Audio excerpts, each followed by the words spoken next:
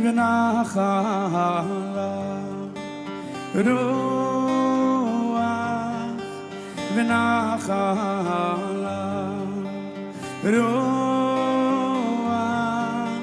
ונחלה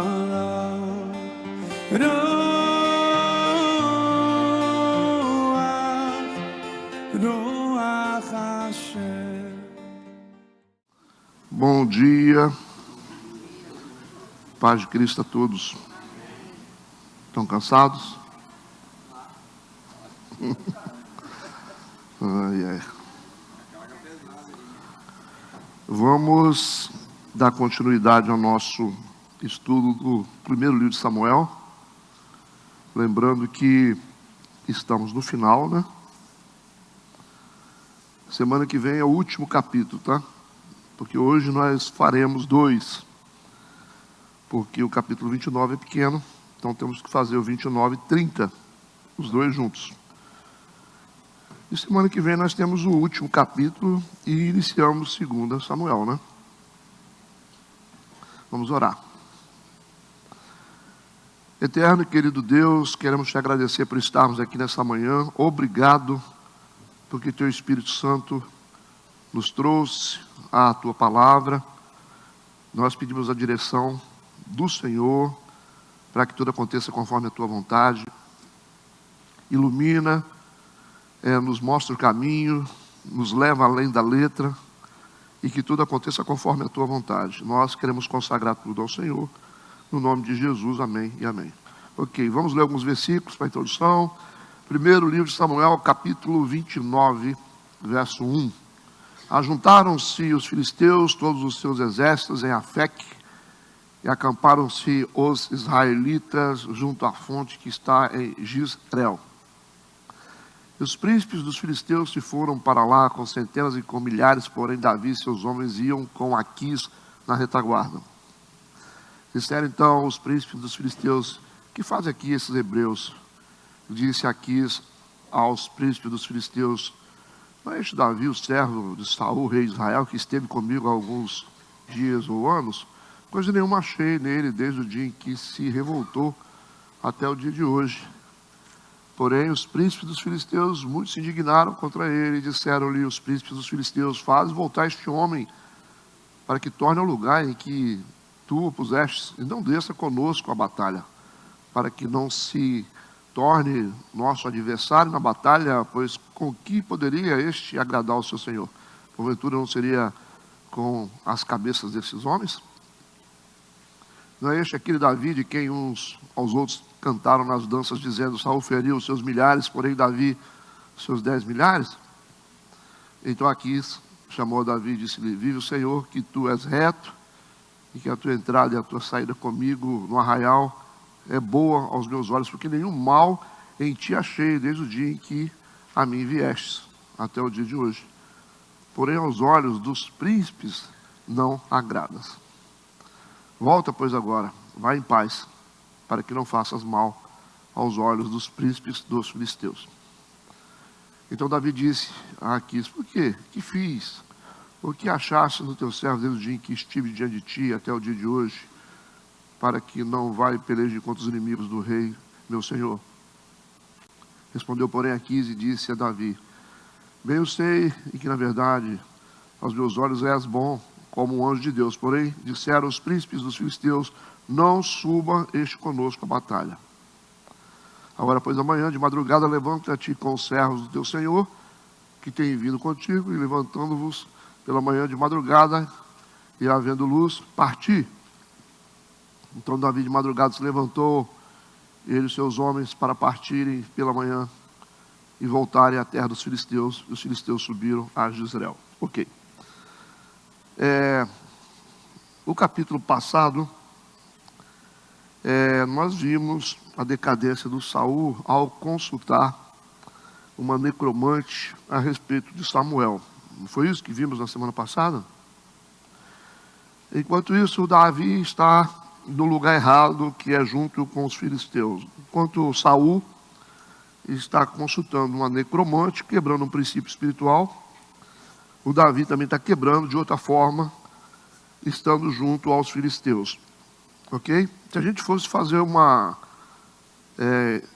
enumerar o tempo, né, ou marcar o tempo entre o momento em que Saul começou a perseguir o Davi, lá atrás, até agora, esse tempo de perseguição daria quase 18 anos. Só para você saber. É muita obstinação esse tempo de perseguição. Não foram dias, foram anos, quase 18 anos de perseguição obstinada. Né? Você vê o tempo que Saul teve de Deus para poder se arrepender, o tempo que Davi teve de Deus para poder modelar a sua vida e se tornar um homem segundo o coração de Deus. Então, Deus é um Deus de paciência, né? Agora nós estamos dentro de um contexto em que vai acontecer uma guerra. Ou seja, o rei Aquis, ele decidiu atacar Israel. Então nós temos um problema aqui para o Davi, porque o Davi, ele pode ser desmascarado, porque até então ele está enganando o rei Aquis, dizendo que estava lutando em favor dele. E indo para essa guerra junto com o rei Aquis contra o povo de Israel, o risco da mentira dele cair por terra é de 100%. Tudo que não podia acontecer era isso.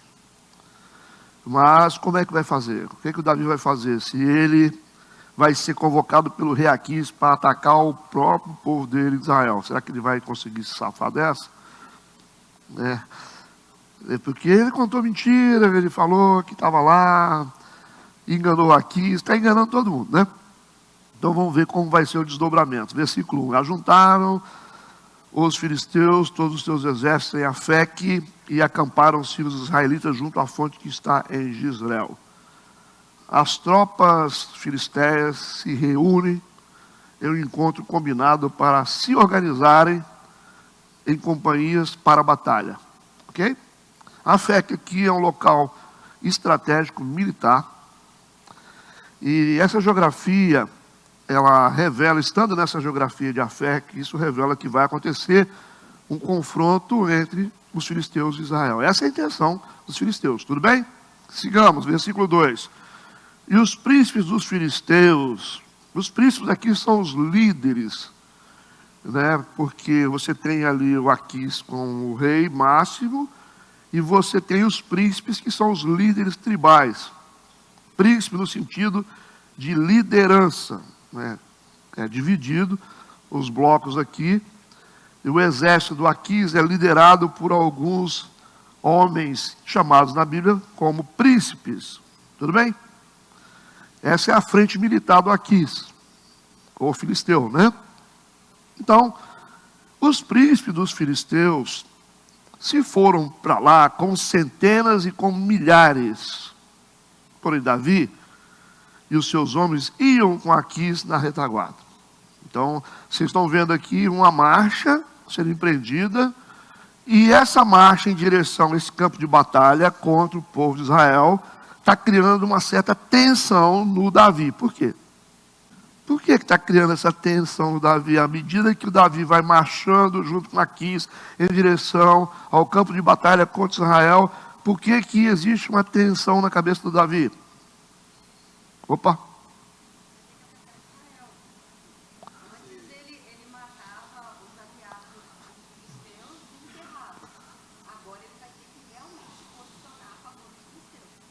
Exato. Eu estou fazendo uma pergunta óbvia, que a resposta é óbvia, para saber se vocês estão participando, se vocês estão aqui só de... para saber se vocês estão aqui mesmo. Né? Senão não adianta, né? Agora o Davi será forçado a escolher. Vai ter que fazer uma escolha entre a lealdade a Israel ou a gratidão ao rei Aquis que acolheu ele. Vocês precisam prestar atenção em cada versículo para tentar ouvir Deus. Certo? Esse é o propósito. A gente não estuda para saber, a gente estuda para viver. Entende? Saber só não adianta, a gente tem que estudar para viver. Então por que nós estamos aqui ouvindo essa história? O que essa história tem a ver com a gente? O Davi, na verdade, ele está representando um episódio que talvez a gente possa viver. Né? A gente está debaixo de uma tensão espiritual, emocional, porque nós fizemos alguma coisa e a gente está encurralado. Davi está encurralado aqui, porque ele está marchando em direção ao território de Israel, junto com Aquis, e agora o Aquis vai saber que o Davi estava contando mentira para ele. Ok? É as coisas que a gente faz, né? O versículo 3, essa marcha sendo empreendida ali pelos filisteus, e o Davi acompanhando o rei Aquis com seu exército, com o coração na boca, e pensando, o que eu vou fazer quando eu chegar lá no campo de Israel? Como é que eu vou dizer para o Aquis que eu não vou lutar contra o meu próprio povo? Então, disseram os príncipes dos filisteus. Aí pararam, né? Assim, o Aquis, nós somos líderes do seu exército. Eu quero saber o seguinte, o que esses hebreus estão fazendo aqui no meio da gente? O que eles estão fazendo aqui, esses hebreus? O que significa hebreus? Hebreus é o povo que vive depois do rio, além do rio. Esse é o significado de hebreus. Ou como se você dissesse, é o pessoal que mora depois da ponte. Essa palavra de hebreus está dizendo o seguinte, a gente não tem nada que esse povo não tem nada a ver com a gente, eles são simplesmente um povo que mora do lado de lá. Então chamar aqui o povo de Israel de hebreus tem esse significado, ok? Um significado de que eles são um povo estrangeiro. Esse é um título que pode se chamar título étnico para os povos estrangeiros. A gente não conhece esse povo. Esse povo, é assim que eles estão falando. Tem um certo desprezo aqui. Eles estão dizendo, o que esse pessoal está fazendo aqui? 600 homens, junto com Davi, são hebreus. O que eles estão fazendo aqui no meio dos filisteus? A pergunta é óbvia, eu acho. Tranquilo, é isso aí. E o Aquis, ele disse aos príncipes dos filisteus que a resposta vai ser política. Por mais que ele seja um rei, ele depende do exército dele e dos líderes do exército dele. Então ele tem que saber dar uma resposta. Ele pode dizer assim, porque eu quis. Porque eu quis não, então você fica sozinho. Se você quis, então você fica sozinho. Então entenderam como que o Aquis não pode dizer eu quis? Entenderam? E disse Aquis aos filhos dos filisteus, esse aí é o Davi, o servo de Saul, o rei de Israel, que esteve comigo alguns dias ou anos. Vocês não lembram não? Tem um ano e pouco que ele está comigo aqui. Coisa nenhuma achei nele, desde o dia em que se revoltou até o dia de hoje. Olha, o cara está comigo, nunca demonstrou ser um cara errado. Ele está bem, já provou. Ele está tentando explicar. Os caras estão começando a rejeitar o Davi, porque sabia que o Davi estava em companhia do Aquis. Estavam morando em Ziclag, mas amparado pelos filisteus. Mas espera aí, mas ir para a guerra junto com a gente, tem alguma coisa errada aqui, ué. Como assim? Não pode. Tudo bem, você acolheu o cara está em Ziclag, que é uma região nossa lá, agora foi passada para o Davi, a cidade de Ziclag, mas agora lutar junto com a gente, eles não gostaram da ideia. E o Aquis está tentando explicar, dizendo, mas eu não vi problema nele nenhum. Mas tinha, né? Os príncipes aqui, eles estão dizendo o seguinte, a gente não confia no Davi. Não confia no Davi. Por isso chamaram ele de hebreu. E aqui a gente começa a perceber o seguinte, há um clima de desconfiança criado. Quem é que criou esse clima de desconfiança? Ok? Quem é que criou? Quem é que está criando? Quem é que é o maestro aqui desse clima de desconfiança? Quem é o maestro? Deus. Então nós podemos dizer que Deus é um Deus que pode criar clima de desconfiança. É isso? Sim. Deus pode criar um clima difícil, Deus pode criar um clima adverso com propósitos maiores, ué. Deus não endureceu o coração do faraó? Não. O que a gente acha que é ruim pode ser bom. Quando acontecem algumas turbulências na nossa vida, algumas dificuldades, a gente fica assim, puxa vida, será que Deus me abandonou? Pela fé é bom a gente ficar tranquilo, porque se estamos andando com Deus, a gente pode ter certeza que as adversidades elas vêm para colaborar. Agora imagina um cara que não está andando com Deus. O Davi não está andando com Deus. O Davi está fora da vontade de Deus, que ele está junto com os filisteus. Então mesmo assim Deus está o ajudando. Então esse Deus é melhor do que a gente imagina, né? É um Deus que ajuda até gente que não faz a vontade dele. Essa é uma nova descoberta, hein? É uma nova descoberta. Ó, você tem que fazer a vontade de Deus, porque senão Deus vai te abandonar, hein? O Davi não está fazendo a vontade de Deus. O Davi está num território não autorizado por Deus, fez por conta própria, mas mesmo assim, Deus está cuidando do Davi. Então nós estamos aprendendo sobre um Deus que é diferente do que nos foi ensinado.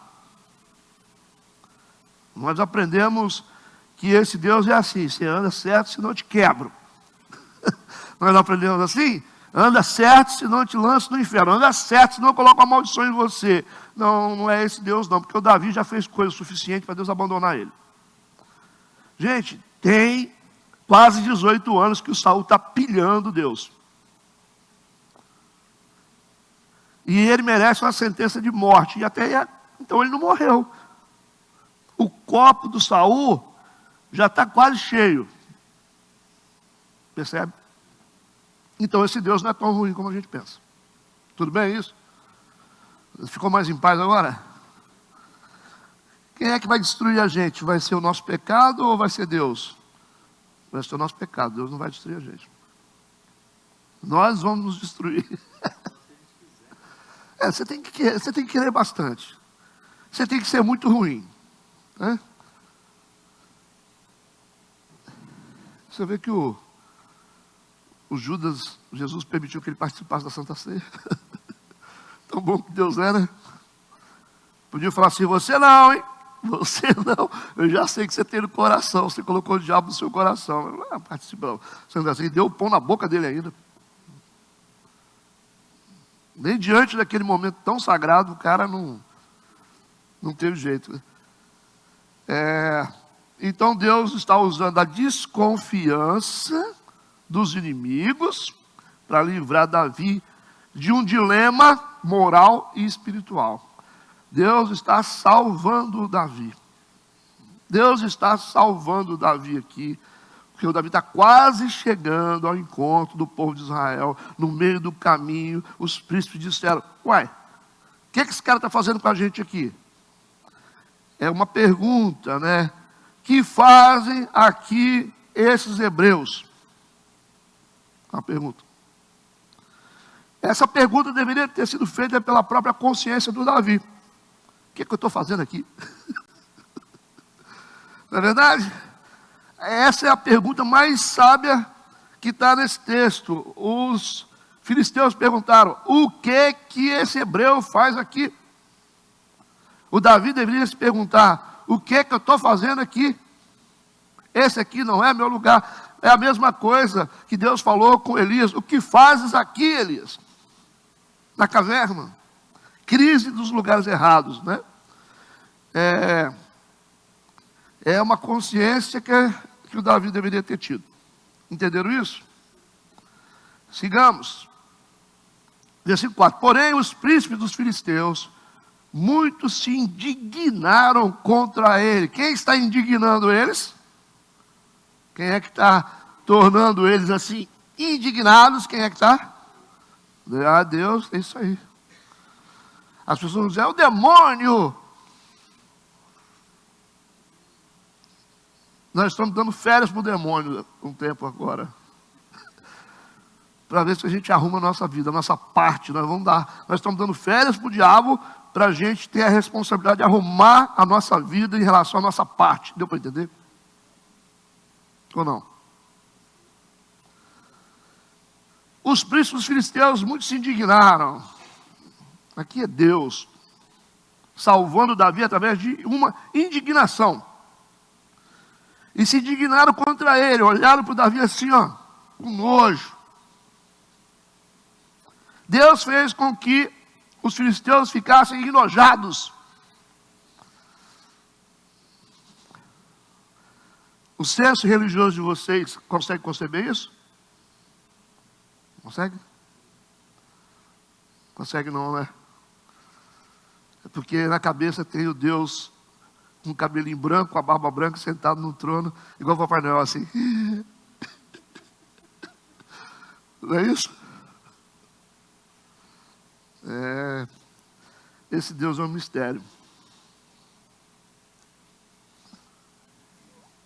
Ficou claro isso?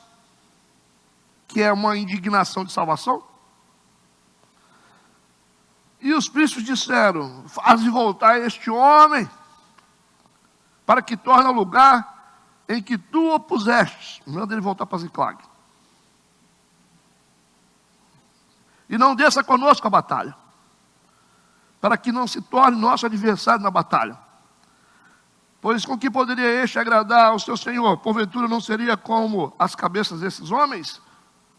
Questionamento perfeito. O que esse hebreu está fazendo aqui, rapaz? Esse hebreu está no lugar errado.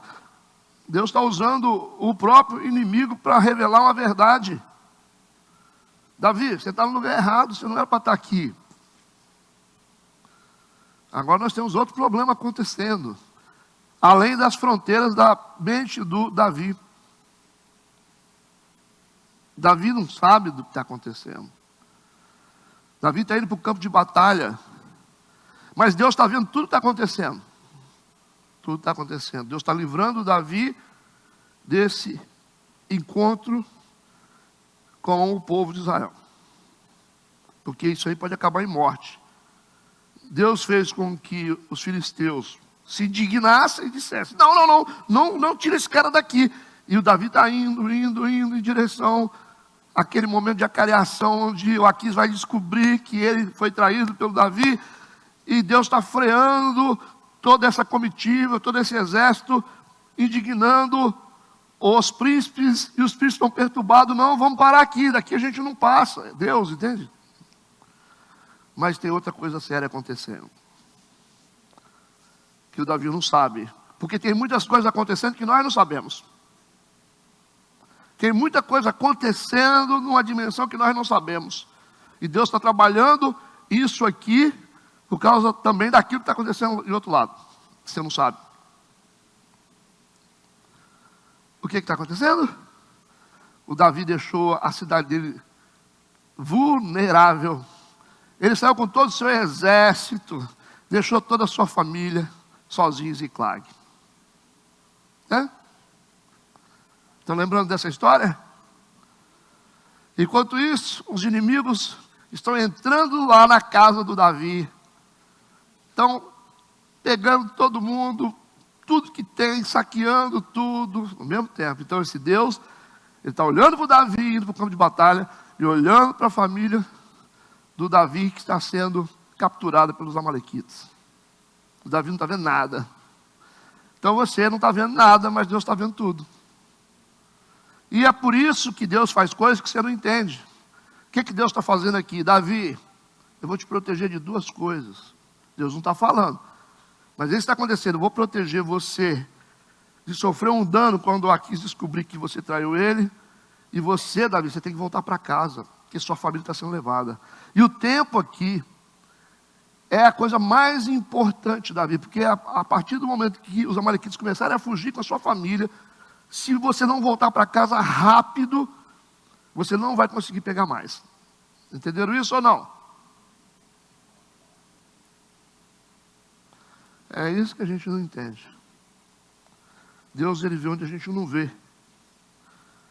Então esse endurecimento do coração aqui dos filisteus é de Deus. Interessante que os filisteus se tornaram sensíveis a Deus, e o Saul não, né? Estranho isso. Os filisteus, que são inimigos, se tornaram sensíveis a uma ação de Deus. Deus conseguiu entrar no coração deles, inclinar o coração deles para o lado que queria. E o Saul, Deus não conseguia, né? Como é que pode isso, né? Estranho, né? Tem hora que nós nos tornamos piores do que os ímpios. é pior do que os ímpios? Já nos tornamos piores que os animais. Na época da arca de Noé, né? Dá para a gente ficar falando mal dos ímpios? Não dá, né? Aqui os filisteus, que são chamados de incircuncisos pelo Davi, né? Estão tendo o coração inclinado por Deus, enquanto que o israelita, Saul, rei, não abre esse coração. Tudo bem? E eles vão intensificar mais ainda esse sentimento, essa obstinação de não permitir que o Davi esteja no meio deles. Eles vão dizer que não é aquele Davi. Estão tentando convencer o Aquis, de quem uns aos outros cantaram nas danças. Eles vão ter uma música que rola direto aí na rádio. Foi feita uma música para o Davi. As mulheres fizeram uma música para o Davi, dizendo, eles vão cantar o refrão: Saul feriu seus milhares, porém Davi seus 10 milhares. Música assim, todo mundo conhecia. Você não ouviu aquela música não, ou aqui? Então a fama do Davi está ecoando na mente dos filisteus. Versículo 6 e 7. Então Aquis, ele entendeu. Chamou Davi e disse-lhe: vive o Senhor, que tu és reto e que a tua entrada e a tua saída comigo no arraial é boa aos meus olhos. Porque nenhum mal em ti achei desde o dia em que a mim vieste até o dia de hoje, porém aos olhos dos príncipes não agradas. Volta, pois, agora e vai em paz, para que não faças mal aos olhos dos príncipes dos filisteus. Vai, Davi, volta para Ziclag. Deus está usando isso para fazer ele voltar para casa. O Aquis, ele confia no Davi, mas ele tem que ceder à pressão política. Entende? Ele precisa ceder à pressão política dos líderes de guerra. Então Deus está intervindo por meio da rejeição.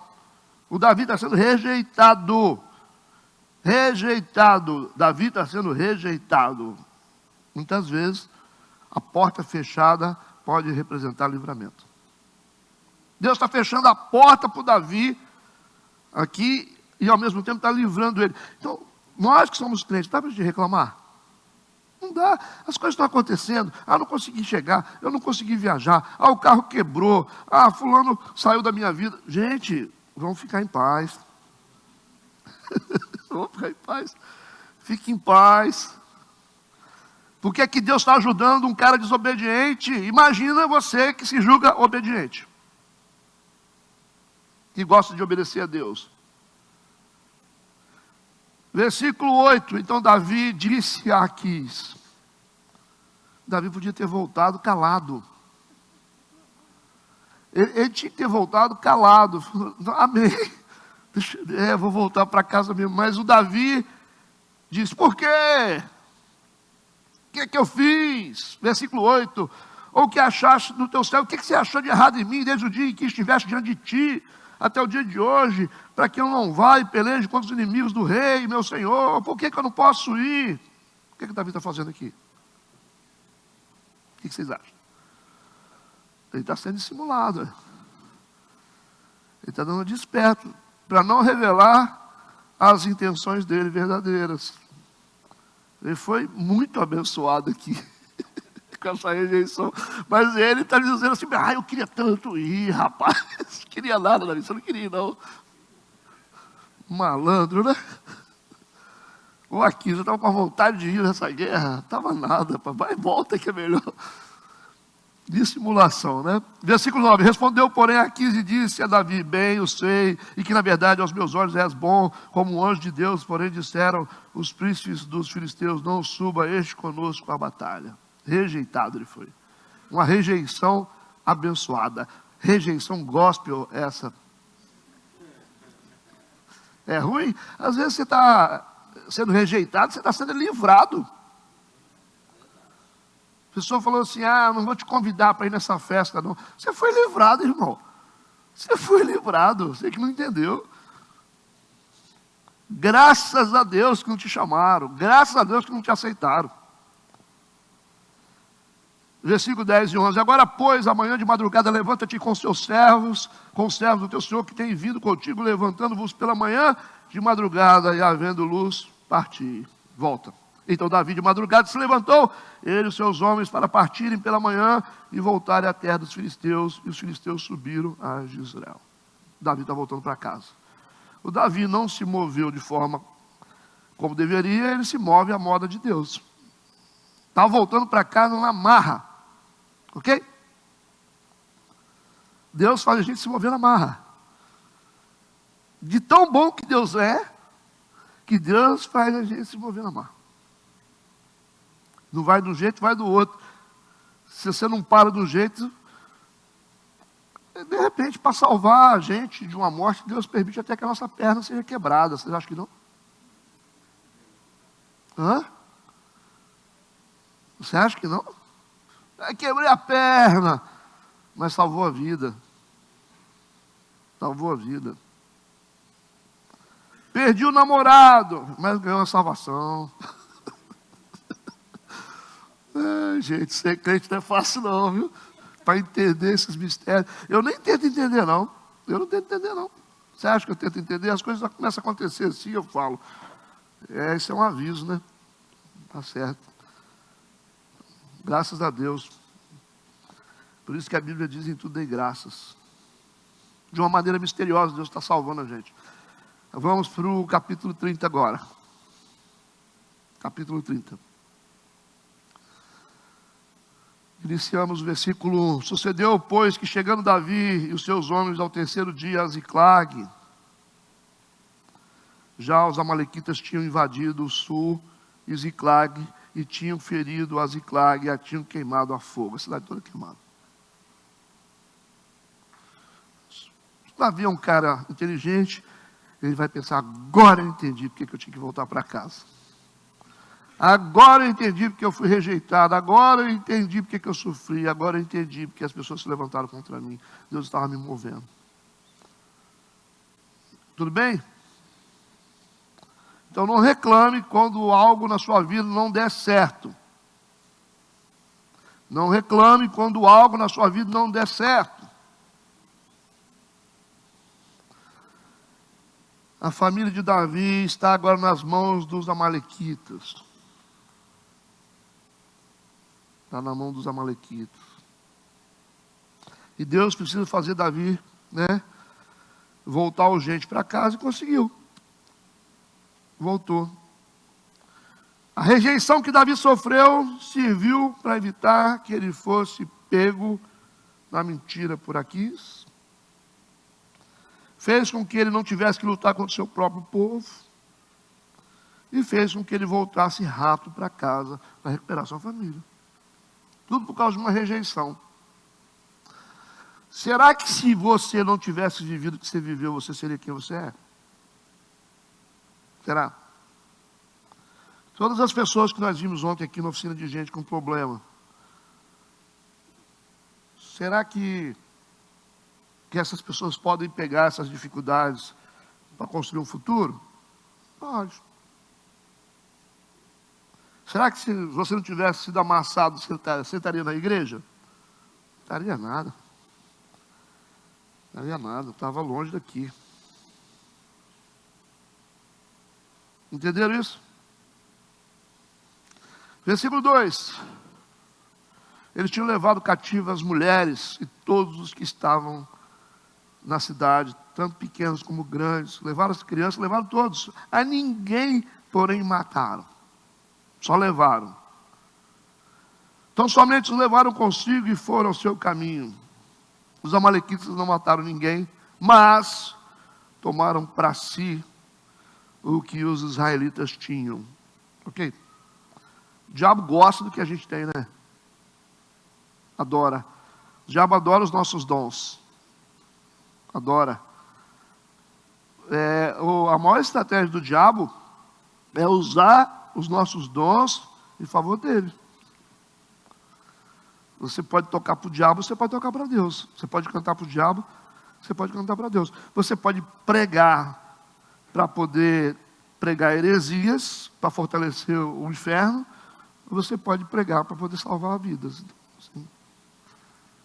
Você acha que o diabo não tem intenção de ficar mantendo alguns líderes, bancar alguns líderes que estão ensinando heresias? Tem total. Nós estamos muito enganados achando que muita heresia está sendo propagada pelas igrejas. Pelas igrejas. O diabo está bancando esse povo. Está usando os dons em favor dele. É uma estratégia inteligente. Destruir simplesmente. Os líderes, a capacidade da igreja para poder promover o reino dele. Quando você ensina a mentira, o povo fica longe da verdade. Aí você vê um poderio nas igrejas tão grande, e você fala assim, poxa vida, está crescendo, né, pastor? Mas está crescendo como? Talvez está inflamando, né? Está crescendo para quê? Se você tiver uma igreja que não ensina valores verdadeiros, bíblicos, você vai multiplicar problema. Você vai ter lá 1.500, 2.000 pessoas legalistas que vão fazer coisas erradas em nome de Deus. É muito pior, gente. É pior você enfrentar uma igreja legalista do que enfrentar o satanismo. Você vai no satanismo, eles são declarados, estão lá assim, declarados, né? Com a cruz de cabeça para baixo. E pior, e as igrejas que apostataram da fé? Nós estamos no período de apostasia. Olha para as cartas de Paulo para a igreja de Tessalônica. É isso, apostasia, onde a mentira parece verdade. O diabo não tem interesse de mostrar a cara feia dele, de dizer, está vendo, isso aqui é o demônio que manda. Está fazendo as coisas em nome de Deus. E é um fato perigoso, real, que o demônio está em cima dos púlpitos. Vocês conseguem acreditar nisso? O demônio está em cima dos púlpitos, os demônios estão cantando louvores, pode ter certeza. Vocês viram aquele homem endemoniado, quando chega diante de Jesus, ele o adora, diz. Ele o adorou. Eles estão com os microfones nas mãos, os teclados, os violões nas mãos, e cantando e falando que é em nome de Deus. Fazendo coisas certas por caminhos errados. Vocês viram o capítulo passado. Construindo igrejas, e as igrejas ficando ricas, e que é um poderio que está assustador das igrejas, agora está assustador. O poderio da igreja está assustador. Mas vocês estão vendo o que está acontecendo. Vocês viram o que aconteceu com a bola de neve. O poderio, né, que acabou em quê? Olha o que aconteceu. A vergonha que foi lançada para o povo evangélico com as brigas e contendas do líder. O cara acabou morrendo. O que está acontecendo com a Lagoinha hoje? A briga familiar. O que está acontecendo com a Lagoinha de Alphaville, com a potência de 20.000 membros? Você tem um escândalo ampliado. O diabo, ele ajuda a crescer para abater. Se abater uma igreja pequena, ninguém fica sabendo. Agora, você abater uma igreja com 20.000 membros, igual está acontecendo, onde a igreja se envolveu com um monte de coisa errada, compras de casas de milhões não pagou, de helicóptero e não pagou, está envergonhando o reino de Deus, querendo ter muito mais do que é permitido. Helicóptero de 6 milhões, casa de 5 milhões. Como é que é morar numa casa de 5 milhões, hein? Como é que faz? Quantos empregados você tem que ter na casa dessa? É o poder. O pessoal deu dinheiro em nome da fé. Em nome da fé, eles acreditaram, a gente está ajudando o reino de Deus. Mas quando o cara começou a fazer leilão de relógio Bulgari lá na frente, todo mundo achou que era normal. Não teve ninguém, um crente de verdade, falou assim, isso está errado. Todo mundo achou, amém. Quando ele começou a leiloar carros que eram doados, todo mundo achou normal, amém. Escreveu livros, amém, porque está usando o nome de Jesus. E o que aconteceu? O diabo inchou, explodiu. E as igrejas ficaram todo mundo assim, ué, como pode um negócio desse? Joga na mídia, todo mundo fica sabendo, até fora do país sabe, o evangelho cada vez mais enfraquecido. Aí o cara está lá de fora e fala assim, por isso que eu não vou à igreja. Não é assim que eles fazem?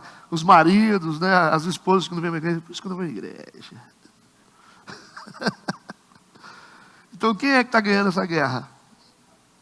Então, nós estamos crescendo, pastor. Depende, ué. Como crescendo? Crescendo, não sei. É coisa certa com caminhos errados? Não sei. É melhor ficar com a igreja pequena, então. Ué. Se for para sair pelo caminho errado, nós estamos estudando isso desde o capítulo passado. O que adianta? Em nome de Deus? A gente tem que evitar de ir para o inferno, tá? Porque o negócio está ficando feio. Se for para crescer, para morrer, vão ficar pequenos.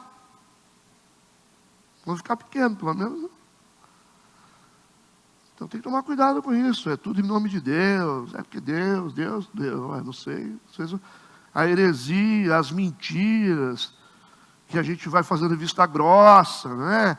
Os caras viram ídolos. E a gente fala, não, isso é assim mesmo. Ele merece, né, essa mansão de 6 milhões. Não tem profeta nas igrejas para dizer, o que é isso? O que está acontecendo aí, meu irmão? O que está acontecendo? Por que nós temos famílias que passam fome na igreja e você mora numa casa de 6 milhões? O que é isso? Você acha que dentro de uma igreja daquele tamanho não tem gente que passa dificuldade, não? Eu acho que tem. E muito. É fazendo política com rico, é isso. Os milionários vêm para a igreja, a gente perdoa os pecados deles, redime eles, deixa comigo, doutor, que aqui quem manda sou eu, né? E o resto fica quieto. Aí bota o filho do cara para tocar,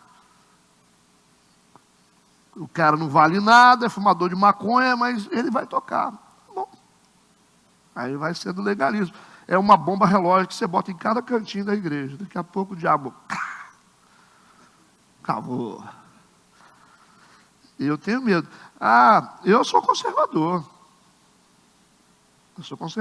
Vocês ficam vendo eu falar aqui na frente, tem gente que fica assustado e fala assim, nossa, pastor, nossa, tudo bem, você pegou pesado, pegou nada, irmão. Se vocês souberem os bastidores das vidas.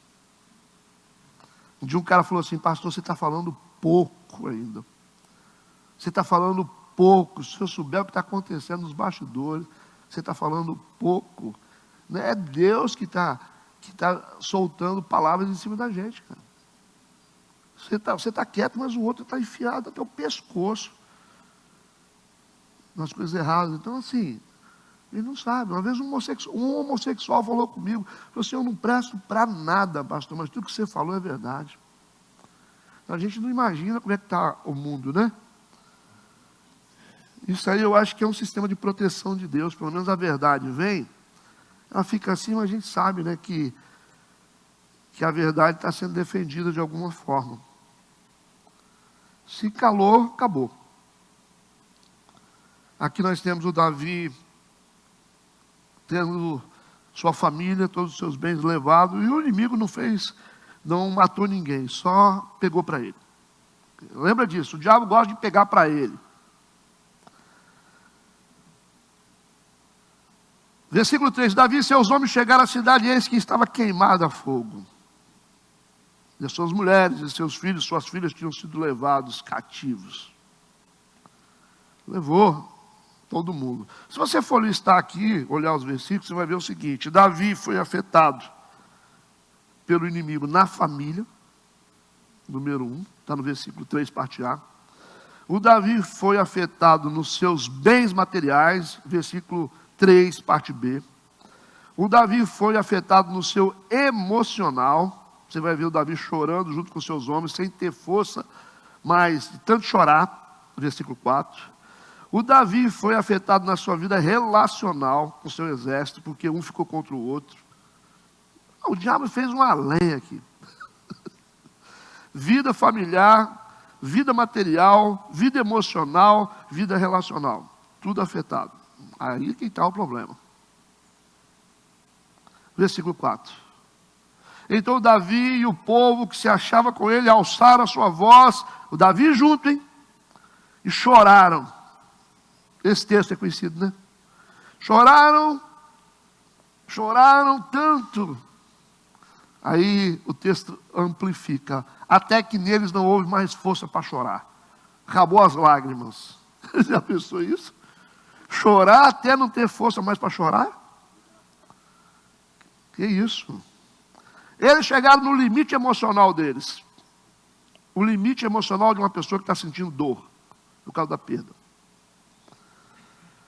E choraram. Versículo 5 também, as duas mulheres de Davi foram levadas cativas. Por que está citando isso aqui?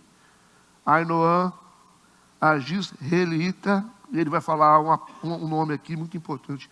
E a Abigail, a mulher de Nabal, carmelita. Você sabe o que significa Abigail aqui para o Davi? Era um dos maiores tesouros que Davi tinha na vida dele, era Abigail. Vocês lembram da história da Abigail?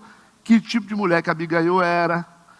E que o processo que aconteceu com Davi, como que essa mulher entrou na vida dele. Então Davi não está perdendo simplesmente uma mulher, ele está perdendo aqui um tesouro. Certo? O nome dela está sendo citado. Aí o Davi chora mesmo, né? E o texto diz que Davi muito se angustiou. Por quê? Porque o povo falava de apedrejá-lo. Você que é culpado, Davi. Você que é culpado. E de certa forma era mesmo. De certa forma era mesmo. Eu era o líder, você que é culpado, Davi. E os próprios soldados do Davi queriam apedrejar ele. Então o mundo do Davi caiu aqui. Por que queriam apedrejá-lo? Porque a alma de todo o povo estava em amargura. Tal sentimento, tal atitude. Cada um por causa dos seus filhos, das suas filhas. Eles estão num luto assim, terrível. Parece que não vai parar, mas aí tem um ponto e vírgula.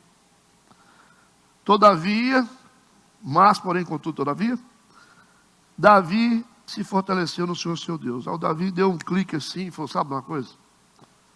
Eu vou sair desse luto aqui, eu não vou conseguir resolver nada chorando. E enquanto vocês choram aí, eu vou me reerguer no Senhor. Ele lembrou de Deus. Ele lembrou de Deus. Porque parece que o Davi tinha esquecido de Deus, que o Davi está fazendo tanta coisa assim. Está metendo o pé pelas mãos, está contando mentira para o Aquis, foi lá para o campo dos filisteus. Parece que o Davi esqueceu de Deus. Quando você esquece de Deus, você se mete nessas enrascadas aqui. Esse é o problema. Mas de repente, uma luz clareou a mente do Davi e ele resolve se fortalecer no Senhor seu Deus. É isso. A gente deixa a coisa ir lá para o fundo, do poço. A gente faz as nossas vontades, né? Mas quando chega no fundo do poço, a gente fala, eu acho que eu tenho que lembrar de Deus. E ele lembrou de Deus e resolveu se fortalecer no Senhor seu Deus. Vai buscar força em Deus. Procedimento padrão dos crentes de verdade. Procedimento padrão dos crentes de verdade. Não é verdade? Buscar força em Deus. A gente faz as nossas vontades, mas chega num ponto que a gente não dá conta. Ok? E se a gente quiser reconstruir, a gente vai ter que voltar para Deus. Fazer a nossa vontade,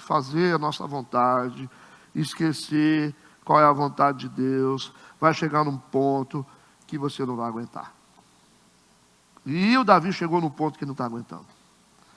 Se o Davi continua aqui, ele ia ser apedrejado. Porque eram quantos homens contra ele? 600. Está sozinho, ia morrer. Ou morre ou busca Deus. Você que sabe. Ele começa a buscar Deus. Ele volta o foco dele para Deus. Versículo 7. Disse Davi a Abiatar, o sacerdote. Já procurou o pastor? Ele falou, o pastor está onde, hein? Eu estou conjecturando, mas não é verdade? Ele falou, eu queria falar com o pastor. Ué, Davi, mas você não... Você sempre fez as coisas, você não falou nada com o pastor, o que você quer falar agora? Porque se você tivesse buscado o sacerdote, você pode ter certeza que o Urim e Tumim ia te dar a direção. Lógico, você não ia fazer essa besteira toda. Quando você jogasse o Urim e Tumim as pedras, o que ia dizer? Não vai para lá, Davi, você não pode ir para o campo dos filisteus, Davi. Poxa, não faço não. Mas o Davi falou, sabe uma coisa, eu não vou pesquisar em nada, eu vou seguir minha vontade. Esse é o problema do Davi. O Davi é muito humano aqui, né? É um homem segundo o coração de Deus, mas é um homem humano, cheio de falhas. Somos nós. O Davi vai a Abiatar, o sacerdote, filho de Aimeleque, e diz, traze-me, peço-te aqui o éfode. Ok? É como se você fosse para a Bíblia. Mais ou menos. Lembra que eu falei sobre isso? O éfode. Porque no éfode tinha as pedras Urim e Tumim que trazia a revelação. É como a Bíblia aqui, uma analogia da Bíblia. Gente, cadê o sacerdote? Aí chamou o Abiatar. E o sacerdote teria que trazer o éfode. Ok? Se for sacerdote, traz o éfode. Se não for sacerdote, traz o misticismo. Esse é o problema. Mas a gente viu que o sacerdote trouxe o éfode. Ou seja, o sacerdote traz a Bíblia. Vocês entenderam a analogia do éfode para a Bíblia? Ou não? É a direção certa de Deus. O que Deus decidir, está decidido. Então, o sacerdote, se ele vier sem a Bíblia, ele não é sacerdote. Ele vai falar da cabeça dele. Não pode, ok? E o Abiatar, o versículo reforça, ele trouxe o éfode a Davi. E a gente precisa entender o seguinte, que é importante aqui, por favor. A gente não está atrás do sacerdote, a gente está atrás do éfode. A gente precisa do sacerdote para trazer o éfode. Traduzindo, a gente não pode estar atrás do sacerdote, a gente tem que estar atrás da Bíblia. A gente vai ao sacerdote para que ele traga a Bíblia. Entende isso ou não? O texto diz que ele foi ao sacerdote porque era o sacerdote que poderia trazer o éfode. O Davi não podia ir direto nele. Só o sacerdote podia fazer isso. Então ele busca o procedimento espiritual. E o Abiatar trouxe o éfode a Davi. Porque o sacerdote, gente, na verdade, ele é só o condutor do negócio. Entende? Ele só é o garçom do negócio, da comida. Ele não pode ser o oráculo. Deu para entender? O oráculo é a palavra de Deus. Por favor, vocês podem ir atrás do sacerdote contando que ele vai atrás da Bíblia. Se ele não buscar a Bíblia, não vá atrás do sacerdote. Porque ele é só um instrumento de condução, ele é o garçom que traz a comida. Não é ele que prepara a comida. Quando você vai no restaurante, você pode até reclamar com o garçom, mas ele não é o cara que fez a comida. Né?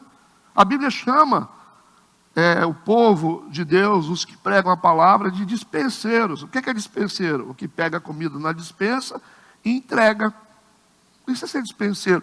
Os ministros são dispenseiros. Você pega a comida na dispensa e entrega. Você não prepara comida, não? O que acontece hoje? O cara pega a comida, na dispensa ele olha para a comida, olha para o pessoal e fala, tem gente chique na igreja hoje. Eu tenho que diminuir esse sal. Entende?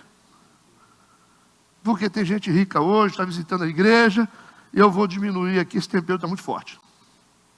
Aí ele vai, tenta dar uma incrementada, ali, mistura, aí ele entrega, aí o pessoal fala, nossa, que comida boa. Nossa, que comida maravilhosa. Aí ele fala, esse esse dispenseiro, esse garçom é bom, viu? Por que é bom? Aí ele vai descobrir, de repente, o que faz a comida, vai dizer assim, mas não foi eu que fiz a comida. A comida que eu mandei você entregar é a comida com sal. Ou uma feijoada, aquela assim, forte. Entende? Com pé de porco. Você fica assim, ó. Aí você fala assim, esse pessoal não vai aguentar, né, tadinho? Eles gostam de caviar. Aí você pega, joga lá a feijoada forte e pega o caviar e entrega para o pessoal aleluia! Aí para o dispenseiro bom, pastor bom. Aí a gente comeu caviar hoje. Ai, que culto lindo, pastor. Palavras maravilhosas, serviu caviar. É o que está acontecendo hoje, é isso. A gente pega na despensa, a gente olha para a comida, olha para o povo e tenta adulterar a comida. Para satisfazer o pessoal. Não é isso que está acontecendo ou não? A gente vai cantar o que o povo quer, a gente prega o que o povo quer, a gente fala o que o povo quer. Aí fica todo mundo feliz. Eu gosto de ir naquela igreja, porque olha, rapaz, o pastor fala uns negócios que eu adoro. Aí daqui a pouco a igreja está cheia. Vocês entendem por que às vezes o culto está salgado? Deu para entender agora? Por que o culto está salgado às vezes? Não tem nada a ver comigo, gente. Porque se tivesse a ver comigo, eu daria só caviar para vocês, para me ficar bem com vocês. Gente batendo nas minhas costas. Ô, pastor, inclusive, eu queria até te dar uma oferta, rapaz. Quer ajudar se eu comprar o seu carro. Você acha que o cara rico, ele vai me dar? Se eu dei uma comida salgada para ele, ele vai querer me dar dinheiro para me comprar um carro? Ele vai ficar, pastor, não vai, cara. Porque hipócrita eu não gosto disso. Entende? Vocês acham que é meu desejo de ficar dando comida com pimenta, sal, pé de porco, orelha de porco? Você fica assim, você fala, uai, gente, será que eu vou aguentar isso? Entende? Você vai para a Bíblia e vê os profetas da Bíblia como é que eram. Me mostra um aí, eu quero um. Um profeta bíblico que dava caviar para o povo. Porque gente poderosa gosta de caviar, gente. Agora, gente simples gosta de feijoada. Gente simples gosta, adora. Canjiquinha, adora. Oxi, pela égua hoje, pessoal. Aí os poderosos falam assim. A gente faz uma festa numa panela de canjiquinha, não faz? Dobradinha. Mas vocês concordam comigo que a maioria dos pastores hoje estão comprometidos em pegar a comida que Deus preparou e falar assim, Deus, hoje não vai rolar não. Eu não posso perder esse cara, rapaz. Ele falou que vai ajudar a construir a igreja. Aí Deus fala assim, mano, pode servir. Eu falo assim, não, mas ele não come, rapaz, isso aí. Ele não gosta dessa comida. Você acha que não está acontecendo isso nas igrejas, não? Nós somos dispenseiros. Nossa obrigação é o seguinte, é pegar a comida e servir. Pegar a comida e servir. Quem está preparando é Deus. E seria muito mais fácil para nós, pastores, é muito mais cômodo a gente fazer política com vocês. A gente fica bem. A gente fica tranquilo. A gente fala que vocês são as menininhas dos olhos de Jesus, que está tudo certo com o seu pecado, está tudo legal, você continua roubando o seu sócio, não tem problema, afinal, você é de Jesus. Aí você fica bem. Porque esse senso de idolatria religiosa, as pessoas poderosas, elas querem um sacerdote que venha legitimar o pecado dela de forma positiva.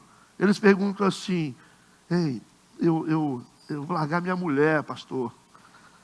Eu estou gostando da secretária. O que o senhor acha? Ele já sabe que está errado. Ele sabe que está errado. As perguntas que eles fazem, eles sabem que está errado, mas eles vão perguntar ao sacerdote. Aí o sacerdote fala assim, dependendo do sacerdote que não tem o éfode, ele fala assim, vocês se amam, você e sua secretária? Aí ele fala assim, eu sou apaixonado por ela. Aí ele vai no texto e fala, o verdadeiro amor lança fora todo o medo. Aí você fala, não estou com medo mesmo. Cara. Aí você volta valente, aí você vem valente para dentro da igreja. Você fala, quem me condenarás? Tudo posso em Cristo que me fortalece. A gente está cheio disso. Torcendo as escrituras, Paulo falou sobre isso, torcendo as escrituras ao bel prazer. Então é um negócio, está todo mundo com ego assim, querendo ser amaciado. E os sacerdotes, contando que você enche o bolso deles, eles vão ficar falando o que vocês querem ouvir. Tenha certeza. Você sai feliz, você fala, puxa vida, eu achei que eu ia para o inferno, mas o pastor me tirou de lá. É isso, acontece o tempo todo. Eu sou tentado o tempo todo, as pessoas vêm me perguntar coisas que elas já sabem. Já me perguntaram assim, pastor, se eu matar o cara, é pecado? Como assim? Há pouco tempo um empresário falou comigo assim, eu quero conversar com você, eu quero confessar meus pecados para você. Eu falei, mas eu sou padre? Pecado? Você pode conversar comigo alguma coisa, agora confessar pecado para mim, eu vou redimir seus pecados. Eu falei, uai gente, que poder é esse? Eles acreditam, a gente faz de conta que acredita, daqui a pouco a gente fala assim, rapaz, nós estamos precisando comprar um som para a igreja, rapaz. Você pode ajudar a gente em alguma coisa? Esse circo está funcionando assim, só vocês que não vêem, né? Vocês não estão vendo não? Então tudo bem, vamos lá. Olha para a internet um pouquinho que vocês vão ver como é que estão as coisas. E disse Davi a Abiatar, o sacerdote, filho de Ameleque, traze-me, peço-te aqui o éfode. E Abiatar trouxe o éfode a Davi. Davi recorre ao sacerdote e busca direção espiritual através das pedras Urim e Tumim. Versículo 8, então consultou Davi ao Senhor dizendo, perseguirei eu esta tropa? Primeira pergunta. Davi começou a entender o seguinte, Deus é que dirige a gente.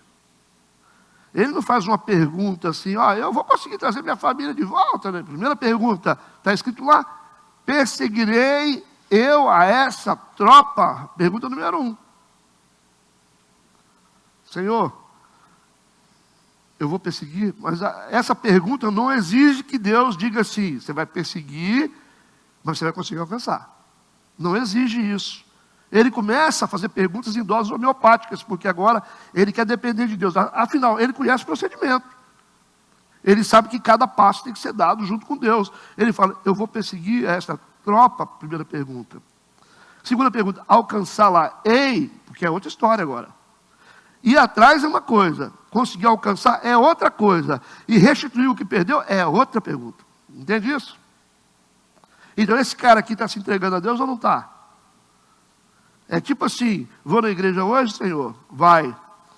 Segunda pergunta, vou ter uma boa experiência? Também. Quando eu sair de lá, como é que vai ser? Eu vou poder aplicar no meu trabalho? Também. Ele está fazendo tudo em doses homeopáticas. Ele não toma uma decisão precipitada agora. Ele não só se voltou para Deus, mas ele voltou para a disciplina de Deus. Cada passo tem que ser assistido por Deus. Aí Deus disse, persegue, porque de certo a alcançarás. Deus respondeu para ele, você vai perseguir, você vai alcançar e você vai restituir tudo, você vai libertar tudo. Então Deus respondeu muito mais do que ele perguntou. Ele fez 2 perguntas, Deus respondeu 3. Ele está com tanto medo, ele está vendo que ele perdeu o direito, que as coisas acontecessem do jeito dele, que ele pergunta, Senhor, eu vou perseguir? Eu vou alcançar eles? Ele só queria isso. Aí Deus falou assim, não, você vai perseguir, você vai alcançar e vai muito além. Você não perguntou, mas eu vou te responder. Ele disse, você vai conseguir restituir. Porque ele sabia que ele não tinha direito mais. Por isso que ele não perguntou se eu vou conseguir restituir tudo. Deus podia falar, não, você vai restituir só um. Você vai restituir só seus bens, só sua família. Mas Deus falou assim, não, eu vou te entregar tudo. Entende isso? O Davi faz consultas a Deus através de etapas. Versículo 9. Partiu, pois, Davi, ele e os 600 homens. Esse exército não diminui, não? Já tem os 3 capítulos que está assim, não morre ninguém aqui. Partiu, pois, Davi, ele e os 600 homens que com ele se achavam e chegaram ao ribeiro de Besor, onde pararam os que ficaram atrás. Tem um grupo que ficou cansado. Gente, o cansaço dos homens de Davi se devia ao fato deles terem viajado cerca de 12 quilômetros. 12 quilômetros é infantaria, gente. A pé. Entende? E depois de cansados, lembra bem, eles viajaram 12 quilômetros a pé. E quando eles chegaram em Ziclag, agora eles têm que sair para ir atrás dos amalequitas. É muito difícil. Então tem uma turma que falou, a gente não aguenta. É normal. Absolutamente normal. E o Davi, no versículo 10, diz que Davi vai sair em perseguição. Davi está cansado, o exército todo está cansado. O exército todo está cansado, normal. Só que uma parte não vai conseguir seguir adiante. Davi vai conseguir ir somente com 400 homens. Porque 200 deles não conseguiram. A gente não consegue, a gente não consegue. Mas é normal, não consegue. Tem gente que não consegue. Tem gente que tem limites. Então esse exército de Davi vai ser agora subtraído dele 200 homens. A força militar do Davi vai cair. Está parecendo com o Gideão, né? Por que vai cair? Que à medida que o Davi vai diminuindo, ele vai tendo mais de Deus. Entende isso? À medida que o potencial do Davi vai diminuindo, ele vai tendo mais de Deus. Davi estava muito cheio de si. As decisões que o Davi tomou até agora é porque ele estava cheio de si mesmo. Então Deus tem que começar a tirar.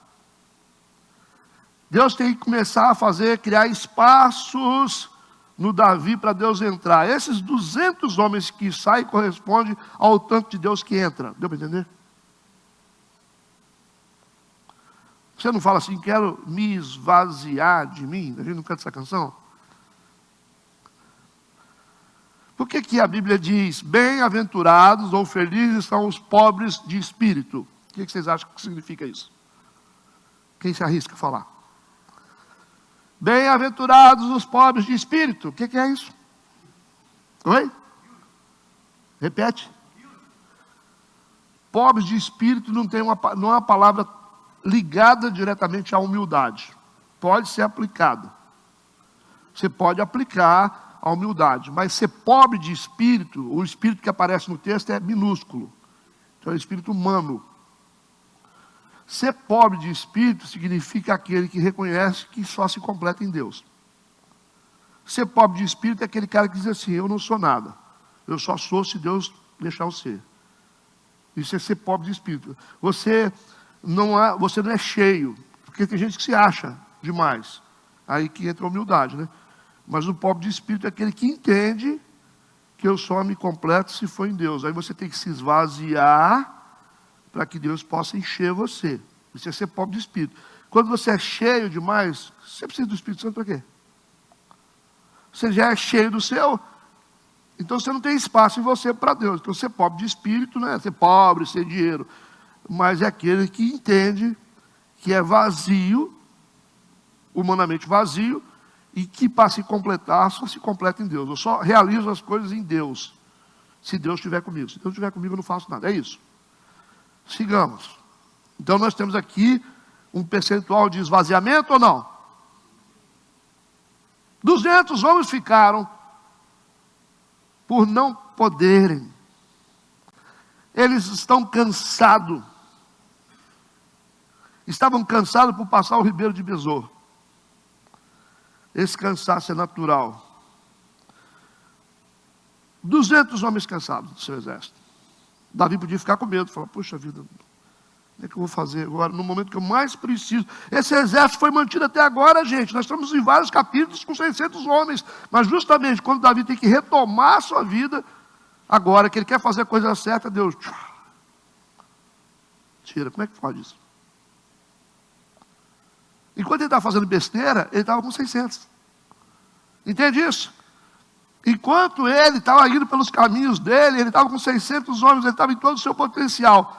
Agora, quando ele depende de Deus, Deus esvaziou ele. Deus falou, vamos tirar um pouco dessa água aí, porque eu preciso entrar. Entenderam isso? Os homens que ficaram cansados, estavam cansados, porque estavam cansados, todos estavam cansados. A diferença que existe não é que os outros 400 não estavam cansados. A diferença é que os 400 estavam sabendo lidar com o cansaço. Muda alguma coisa? A subtração torna o nosso caminho mais rápido, mais eficiente, mais efetivo, porque aí a gente está andando com Deus.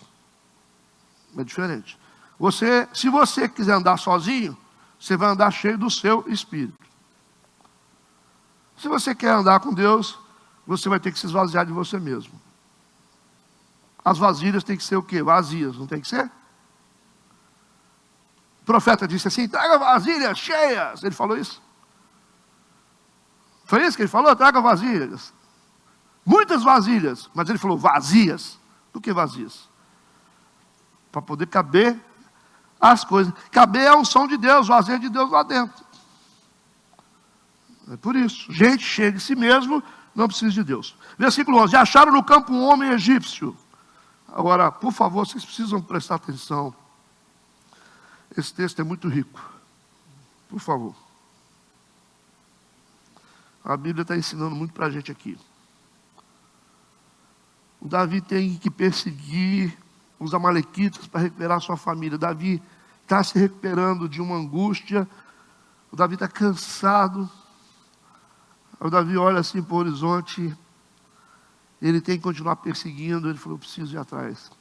Aí isso fala do esforço que a gente tem que ter, além do que a gente imagina, para poder conquistar o que a gente precisa. Por favor, nós não podemos ficar inertes, nós precisamos lutar.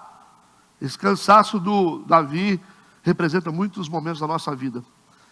E o Davi está esvaziado de parte do seu exército. Ele tem um motivo para não ir. Porque ele tem menos soldados. Poderia ter sido um sinal. Está vendo, Davi? Você não era para você ir, está vendo? Isso é um sinal de Deus para você não ir. Mas o Davi está esperto agora. O Davi agora, ele começa a sentir Deus com precisão. Ele sabe. Ele está conectado com Deus. Ele percebe que essa subtração não é uma palavra dizendo para ele assim, não vá. A subtração está dizendo para ele, eu vou tirar de você para que eu possa estar em você. Eu vou tirar parte das suas forças para mostrar para você que eu estou com você. É na debilidade que o meu poder se aperfeiçoa. Então Davi está entendendo que às vezes a vitória exige subtrações. Certo? Às vezes existem coisas que têm que sair da vida da gente. Você não vai conseguir avançar, seguir adiante, se algumas coisas não sair da sua vida. Esses homens cansados demais no caminho poderiam atrapalhar o processo de ida. Concordo com isso? Os caras estão cansados. Deus subtraiu os soldados do Gideão porque Deus falou, vamos testar esses homens, quem é quem? Manda eles descerem lá no rio, vão ver a posição deles, como que eles agem em relação ao rio. Deus é muito inteligente, meu Deus, Deus é Deus, não é homem não. Os caras que botaram a boca na água, Deus falou, desqualificados. Os que pegaram a água e jogaram na boca, olhando para frente.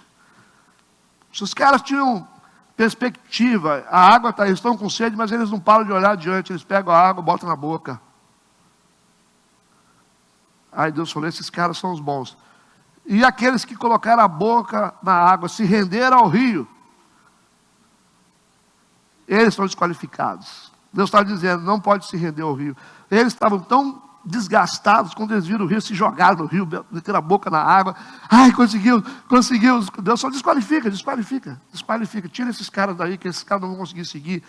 Porque eles acham que o limite deles é esse, é o fim da história é esse.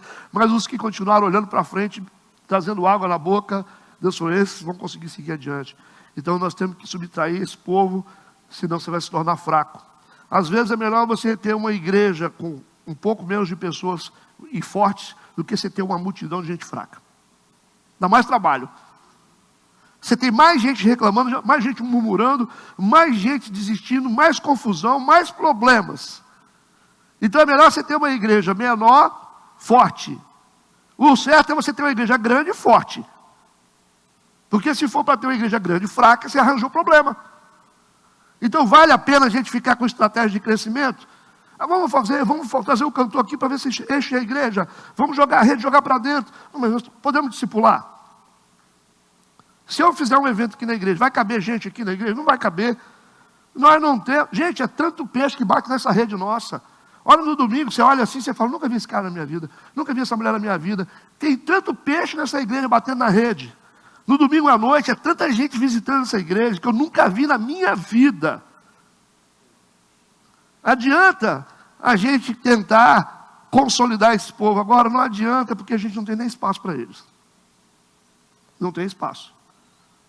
Qualquer coisa que você fizer aqui na igreja agora, Deus vai trazer uma multidão de gente. E você não vai dar conta. Cadê os discipuladores? São poucos. São poucos.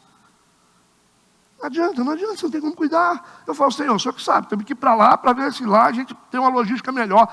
Porque a gente não está dando conta desse povo. Essa que é a verdade.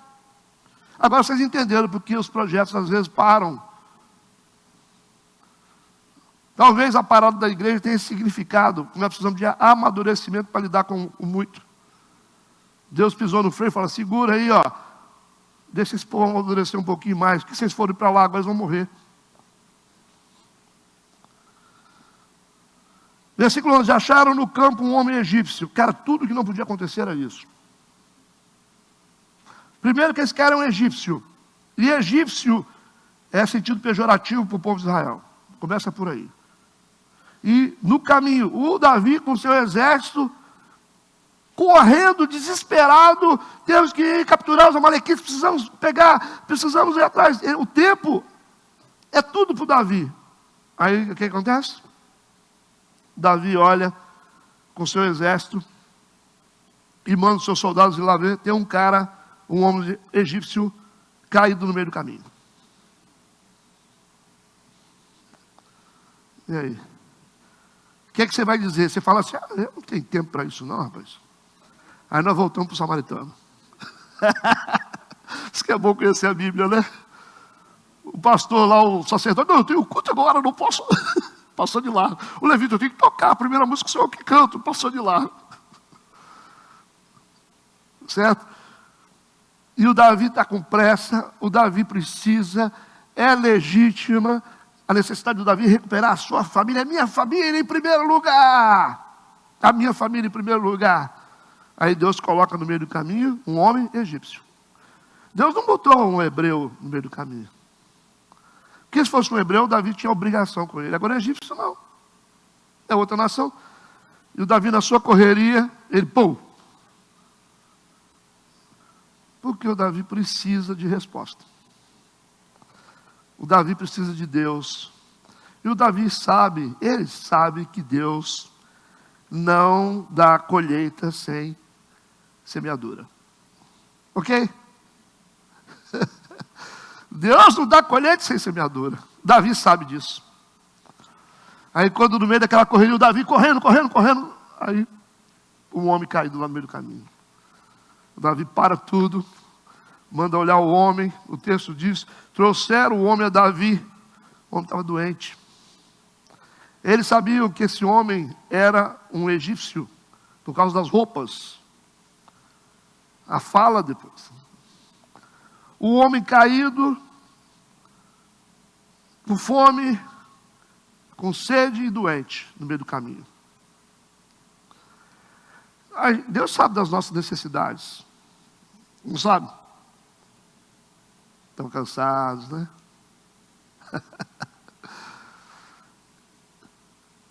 Mas, de repente, Deus coloca algo no meio do caminho. Do que Deus não pode dar nada para a gente, sem a gente plantar. Deus é tão bom, que Deus para o Davi. O senso de solidariedade do Davi faz ele parar. Deus sabia que ele ia parar. Ele parou e olhou o homem. Talvez os soldados falassem assim, Davi, nós estamos com pressa, Davi. Davi, nós temos que correr, que os amalequitas fugiram com a nossa família. Bora, Davi! Davi olhou para o homem. Aí ele falou, poxa, eu fiz toda a minha vontade. O tempo todo, olha no que deu. Eu tenho que entender por que está acontecendo comigo. Eu preciso entender por que esse cara... Os caras disseram talvez para o Davi, conjecturando, Davi, é um egípcio, Davi, deixa para trás, Davi. Não tem sentido. O que esse cara está fazendo aqui no meio do caminho? Davi para tudo. Davi perde tempo. Trouxeram a Davi, o homem, deram-lhe pão, parou tudo. Parou os planos, os projetos de Davi, pararam tudo. Deram água para o homem. O Davi resolveu interromper a sua busca para cuidar do homem. Versículo 12. Deram-lhe também um pedaço de massa de figos. Estão alimentando o homem. Fortalecendo o homem, figos secos, e 2 caixas de passas. Passas é usado para recobrar energia. Comeu. Voltou-lhe o seu espírito humano, tá? Porque havia 3 dias e 3 noites que não tinha comido nem pão, nem bebido água. Rapaz, doente com fome, à beira da morte. Mas o vigor do homem é revigorado. As suas forças são revigoradas com a ajuda do Davi. Interessante que o Davi vai ajudar esse homem sem saber quem ele é. Davi apelou para o seu senso de solidariedade, de fraternidade. Porque você não pode abrir mão da solidariedade, mesmo que você esteja fazendo o que é legítimo para você. Deu para entender isso? Tem coisas que Deus vai colocar no seu caminho, você não vai poder ignorar. Porque é o nosso papel. Se você é um sacerdote e tem um cara caindo no caminho, você não pode ignorar. Você não pode passar de lá. Mas eu tenho o culto. Não interessa o culto. O culto é esse. Esse é o seu culto. Bateu na tua porta, meu irmão. Caiu na sua vida. Não tem essa não. O levita veio também. Eu tenho que ir porque eu que faço a parte de introdução. E o culto começa às 19h30. Mas... E esse cara aí vai ficar como? Porque a nossa fé consiste nisso. Consiste nisso. Amar a Deus sobre todas as coisas e o próximo como a ti mesmo. Então o que você está fazendo? Eu estou cantando. Não interessa, irmão. Não interessa. A sua igreja está no seu caminho. Às vezes a gente não cuida da casa da gente, a gente quer cuidar da igreja. A gente não cuida da família, quer cuidar da vida dos outros. Esse é o problema de igreja. Calma lá. O que Deus fez? O Davi fez tanta coisa errada que Deus precisa criar um campo de semeadura para que ele possa colher a família de volta. E o que é esse campo de semeadura? É o cara. Deus colocou o cara no meio do caminho. Se o Davi é ambicioso, esquece dos princípios, ele fala, não quero nem saber desse cara de Deus. Eu sempre digo para vocês, quando vocês pedem uma coisa para Deus, em oração, vai aparecer uma demanda para vocês. Vocês não esquecem disso não. Toda vez que vocês pedirem alguma coisa para Deus, Deus não pode fazer nada pela gente se a gente não plantar. E esse homem é o plantio. O Davi está sensível. Às vezes você fala assim, Senhor, eu queria tanto comprar um carro, meu sonho é comprar um carro. E às vezes aparece uma demanda na sua vida, um desafio para você. Você está viajando ali, aí acontece uma demanda, sei lá, você tem que ficar atento. Ficar atento. Aí você sente no seu espírito, você fala, poxa, apresentaram uma demanda aí, poxa, tem uma mulher doente aí precisando de pagar uma consulta para ela. Aí você tem que ficar, poxa, eu pedi a Deus. Você não pode perder essas oportunidades. A demanda que aparece é sempre uma resposta de Deus para as nossas orações.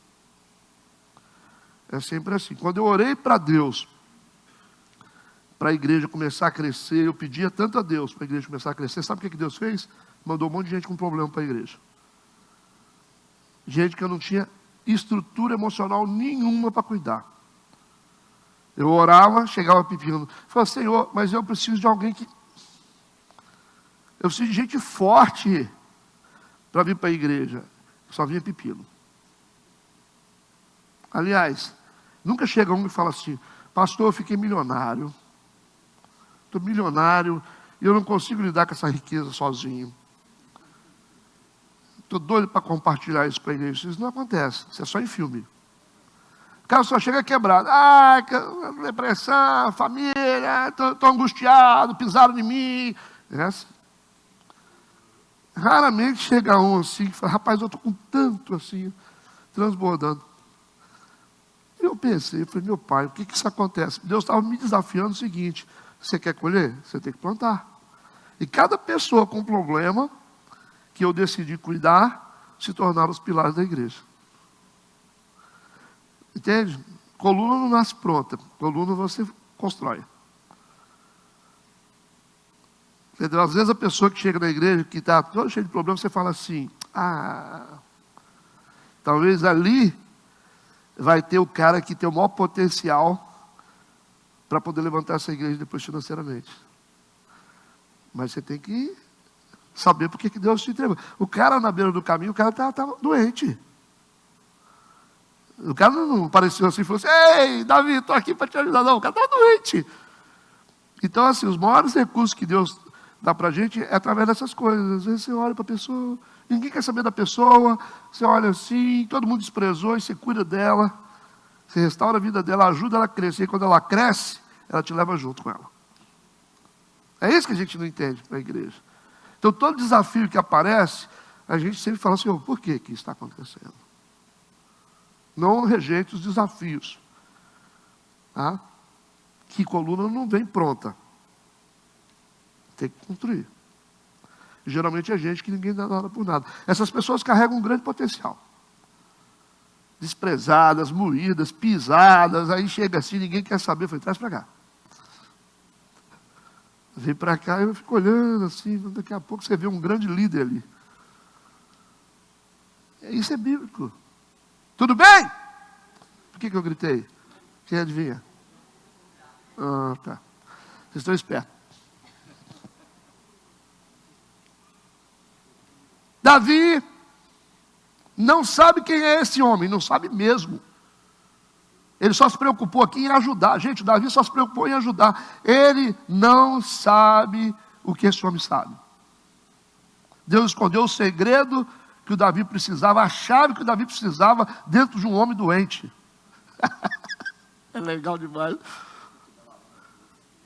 Dentro da laranja podre. Por isso que a gente não pode subestimar as coisas pequenas. O libertador de Israel era o menor da casa de Jessé. Era o Davi. E ele estava lá no mato. Não subestime.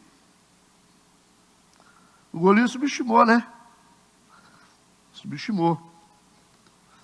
O Naamã também tinha uma menina dentro da casa dele que era escrava.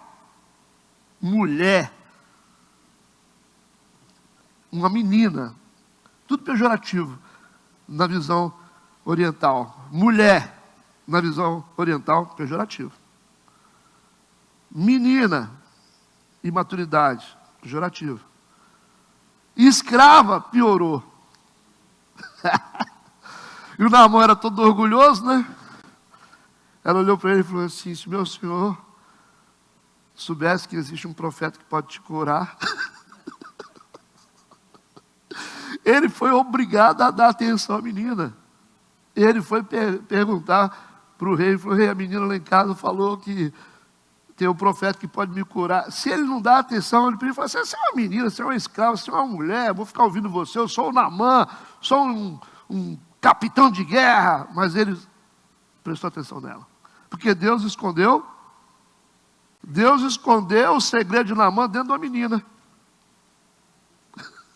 Entendeu isso? As conexões de Deus? Deus escondeu os segredos que Davi precisava, a chave que Davi precisava dentro de um cara doente. Então Davi lhe disse: de quem és tu? Você é de onde? Não sabia, não já ajudou o cara? Mas para saber, teve que fortalecer o cara. E isso aí o Davi já perdeu tempo. O Davi já está perdendo tempo, os amalequitas estão indo embora com a família. O Davi está focado em ajudar. E disse o moço: eu sou um egípcio. Sou servo de um homem amalequita. Quando falou amalequita, ele pum. A antena dele subiu. Ah, então você era escravo de um amalequita? Ok. O Davi ficou assim olhando para o cara, estou conjecturando, tá? E o meu senhor me deixou porque adoecia 3 dias. O cara ficou doente, jogaram para fora. Então a negligência aqui dos amalequitas para com o homem doente abriu uma brecha para os amalequitas serem destruídos. E ao mesmo tempo abriu uma porta para o Davi que o ajudou. Olha que doideira. Versículo 14. Ele disse: nós invadimos o lado do sul dos queretitas. Davi tinha pedido a Deus: eu preciso capturar os amalequitas. E nós invadimos o lado de Judá e o lado do sul de Caleb e pusemos fogo a Ziclag. Davi. Aí ele deve ter segurado, né? Quando ele ficou assim tremendo. Se ele não ajuda esse cara, ele não sabia. E ele manteve a calma. O cara tem que ser de Deus mesmo, né? Aí ele começou a entender o manto, o mistério. Já. Falou: rapaz, se eu não paro para ajudar esse cara, como é que eu ia saber? O cara era um mapa.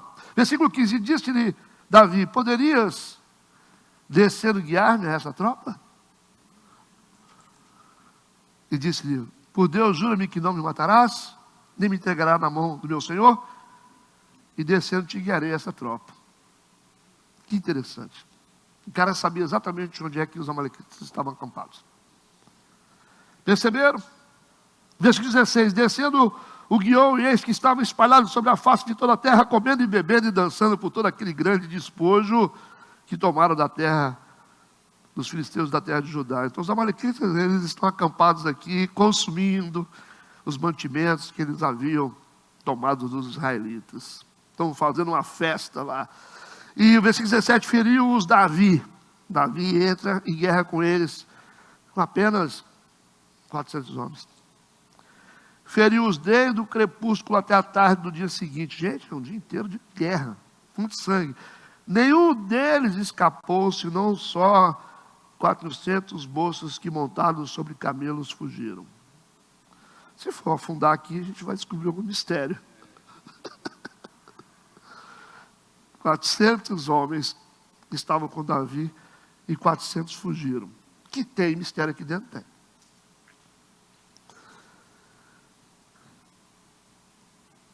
Vamos lá. Versículo 18: assim salvou Davi tudo quanto tomaram. Os amalequitas também, as suas 2 mulheres, salvou Davi. Abigail volta. Assim salvou, assim como? Seguindo os princípios espirituais de Deus. O que o Davi fez para conseguir restituir a família dele? Número 1, buscou força em Deus. Ok? Número 2, consultou ao Senhor e seguiu as suas orientações, se colocando na posição de dependência. Por isso que ele pergunta: perseguirei? Conseguirei? Ele não dá um passo sem falar com Deus. Ou como se ele não desse um passo sem orar. Ele aceitou a realidade da subtração, que ele perdeu soldados. É importante. Se você quer conquistar alguma coisa, número 1, busca força em Deus. Número 2, consulte ao Senhor em oração e siga as orientações, oração em cada passo que você der. Número 3, aceite a realidade das subtrações. Normal, depois que você ora, você costuma perder algumas coisas. Você não perdeu não, você ganhou, tá?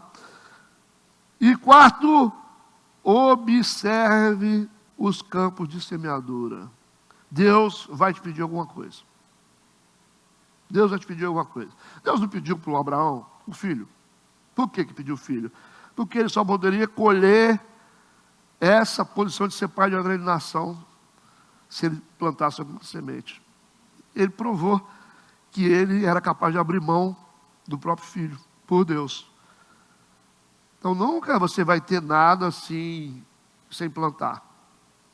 E as demandas que aparecem na vida da gente, é isso aí. Às vezes Deus pede alguma coisa para a gente, é alguma ajuda que você precisa dar. Não estou dizendo que você tem que sair dando esmola para os outros, não estou falando isso. Até isso tem que tomar cuidado. Para onde você manda o seu dinheiro. Mas, às vezes é um problema de família, né?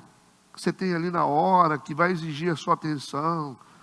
Às vezes é a sua sogra que ficou doente, você queria que ela morresse. Aí Deus falou assim, mas você vai ter que... Se você não ajudar a sua sogra agora, você não vai ter um futuro. Aí você fala, vou lá ajudar minha sogra e tal. Você cuida dela, ela falou mal de você, mas você fala, acontece essas coisas, alguém bate na porta da gente, é o cara que está com o pneu furado na estrada, aí você fala, para ou não paro para ajudar. Aí você olha para a sua viagem e fala, poxa, mas eu estou com pressa, mas paro ou não paro. Então são as coisas que vão acontecendo na vida da gente, tem que ficar observando, tá? Toda vez que você pede alguma coisa para Deus, vocês observem que vai aparecer uma demanda. Deus vai fazer alguém bater na sua porta. Vai aparecer um abacaxi para você descascar. Mas ali está o seu futuro. Ali vai estar o seu futuro. Quando você pedir crescimento na sua vida, no seu ministério, Deus vai colocar um monte de gente com problema para ver se você está disposto a ajudar essas pessoas. Versículo 19, ninguém lhes faltou desde o menor até o maior, e até os filhos e as filhas também, desde o despojo até tudo quanto lhes tinham tomado, tudo Davi tornou a trazer. Ou seja, Davi conseguiu recuperar tudo. Davi conseguiu recuperar tudo. Versículo 20, também tomou Davi todas as ovelhas e vacas, e levavam-nas adiante do outro gado, e diziam, este é o despojo de Davi. Aqui aparece algo importante, que são as ovelhas e as vacas que foram recuperadas. Não foram citadas nos versículos anteriores, mas elas aparecem no versículo 20 como uma realidade. E vaca, nessa época, não servia somente para alimento. Geralmente, os orientais, eles gostavam de cordeiros, essas coisas, ovelhas, essas coisas. Os gados, geralmente, eram usados para sacrifício. Então, o que era o sacrifício aqui foi recuperado. Agora o Davi tem algo para oferecer para Deus. Isso pode representar os nossos dízimos e as nossas ofertas, que o inimigo geralmente tira e a gente não tem como devolver para Deus. Então, o gado aqui representa, por analogia, o que nós colocamos diante de Deus como sacrifício, ou é o nosso culto sacrificial diante de Deus. Por isso que aparecem os animais aqui. E versículo 21 a 24, chegando Davi aos 200 homens que de cansados que estavam não puderam seguir a Davi, e que deixaram ficar no ribeiro de Besor, esses saíram ao encontro de Davi e do povo que com ele vinha. E chegando-se Davi com o povo, o saudou em paz. Interessante, né? Davi podia condená-los. Falar assim, tá vendo, vocês ficaram com preguiça, vocês estavam cansados aí, a gente conseguiu tudo de volta. Mas Davi saudou eles em paz. Então todos os maus e perversos dentre os homens que tinham ido com Davi responderam e disseram, visto que não foram conosco, não lhes daremos o despojo que libertamos, mas que leve cada um somente sua mulher e seus filhos e se vá. Porém Davi disse, não fareis assim, irmãos meus, com o que nos deu o Senhor, que nos guardou e entregou a tropa que contra nós vinha nas nossas mãos. E quem vos daria ouvidos nisso? Porque qual é a parte dos que desceram a peleja? Mal, tal também será a parte dos que ficaram com a bagagem, igualmente repartirão. Davi, mesmo para os desistentes, Davi resolve também devolver para eles tudo. Interessante. O Davi usa de misericórdia para com os fracos. Eles terão aquilo que eles não merecem, mas Davi devolveu para eles. No versículo 25, o que assim foi desde aquele dia em diante, porquanto pôs por estatuto e direito em Israel até o dia de hoje. Isso virou um estatuto em Israel até o dia de hoje. Os fracos também vão ter direito. Versículo 26 a 31, chegando Davi a Ziclag, enviou do despojo aos anciãos de Judá, seus amigos, dizendo, eis aí para vós a bênção do despojo dos inimigos do Senhor. Aos de Betel, aos de Ramote do sul, e aos de Jaté, e aos de Aroé, e aos de Sifimote, e aos de Estemoa, e aos de Racal, e aos que estavam na cidade de Jerameelitas e nas cidades dos queneus. E e aos de Ormá, e aos de Corazã, e aos de Ataca, e aos de Hebron, e a todos os lugares em que andaram Davi, ele e os seus homens. Amém, gente? Essa é a história do Davi, lembrando de uma coisa: vocês não fujam dos desafios que Deus coloca para vocês. Nunca fujam, mesmo se for um pepino. Toda demanda que chegar na sua mão, faça conforme as suas forças. Não é assim? Porque ali pode estar o seu futuro. Pode estar o seu futuro ali dentro.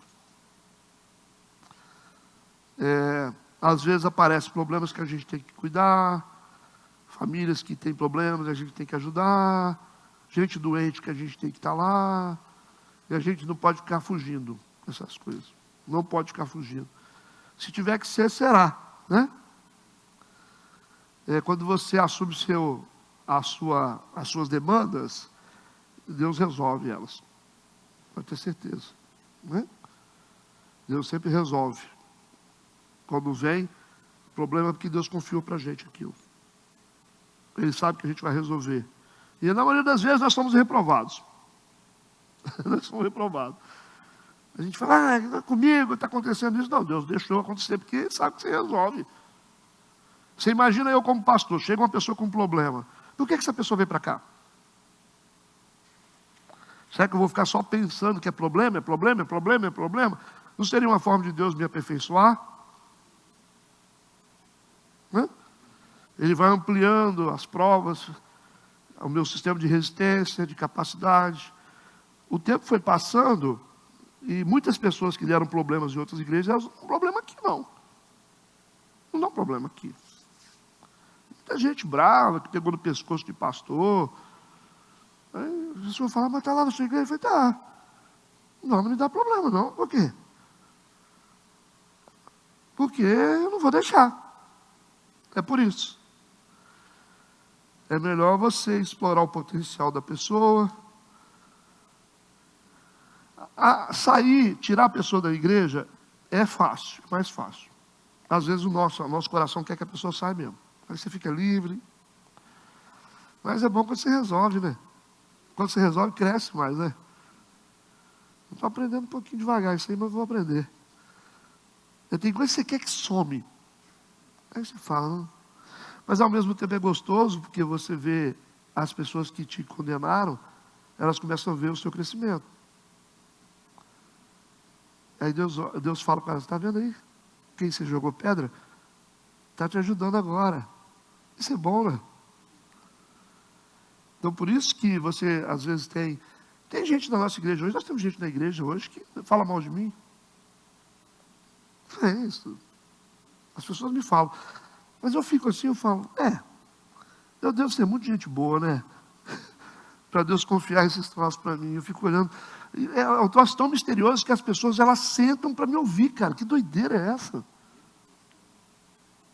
Não sei se não gosta. Talvez gosta, mas tem alguma força por dentro que está dizendo não, né? Mas como que você vai num culto de um cara que você não gosta dele? Como é que é isso? Você consegue? Aí você fala assim, não, mas a igreja, o líder da igreja é a igreja, cara. Você está ouvindo o cara, como é que pode? Eu falo, você não sabe se isso é demônio, alguma coisa que está na pessoa, você não sabe, a pessoa não sai do lugar, fica aquela coisa assim, não sai, igual algumas igrejas, a pessoa senta lá, eu não saio daqui. Eu falo, você não gosta do pastor? Um dia eu conversando com o cara estava lá em casa mexendo numa máquina, eu não saio da igreja. Eu falei, por que não sai da igreja? Eu não gosto do pastor. Eu falei, mas o que você está fazendo lá? É porque minha família. Que família, rapaz? Minha família. Eu vou ficar no ambiente que o cara está profetizando em cima de mim, está falando lá na frente. Eu vou ficar fazendo o que lá, rapaz? Eu falei, toma vergonha. Está agarrado em coisa material, porque nós crescemos na igreja. Saber de igreja, rapaz. Saber de parede. Quer saber de parede? A igreja é espiritual. Eu cultuo a Deus em qualquer lugar. Até debaixo da ponte. Igreja onde eu estou, onde você está. 2 ou 3 reunidos ali, o Senhor estará. Igreja. Isso aqui é o quê? Isso é coisa material. Tem que pedir a Deus quando a gente sair daqui, para isso aqui não virar alguma coisa ruim, né? Mas Costumam, né? Costumam. Entende? Então não fujam das demandas, das responsabilidades que Deus coloca para vocês. Aprenda a lutar. Você está aí para resolver o problema. Você pode até desistir disso, mas na paz. Na paz. De qualquer jeito, não. De qualquer jeito você não vai sair dessa, não. Você vai sair na paz. Né? Às vezes Deus quer que algumas coisas saiam da nossa vida, mas não do nosso jeito, do jeito dele. Do jeito dele. Do jeito dele. Tem coisas que eu falo, eu vou fazer. E Deus fala, você não vai fazer. Tem momentos que eu quero ser bom. E Deus fala, basta. Você já foi bom demais. Interessante isso. Né? Porque a gente pensa que Deus quer que a gente dê a cara para os outros bater. Deus não quer isso. A gente fica dando a cara, bate na cara do meu servo, bate na cara. Deus não quer isso. Mas Ele quer que você tenha coragem. Quando você estiver disposto a perdoar quem te fez mal, Deus tira quem te fez mal de perto de você. É automático. Esse é o segredo. Ele fala assim, eu quero saber se você vai seguir meus princípios. Não é testa toda hora. Então é assim, você obedece a Deus, quando você segue o que Deus está mandando, rapaz, é fantástico. Se vocês não entenderem isso, vocês não vão sobreviver. Vocês não vão tomar conta nem de 2 passarinhos. Vocês não vão conseguir nada na vida de vocês. Tem que obedecer, cara. Deus fala, vai. Você fala, vai. Vai lá e pede perdão, o resto é comigo. Aí quando você pede perdão, Deus desliga você. Aí Deus pega, ó, você viu lá o Nabal. Deus falou, Davi, fica quietinho com o seu coração, não se meta nisso, Nabal está comigo. Quando Davi se aquietou, debaixo da palavra de Abigail, Deus foi e matou Nabal.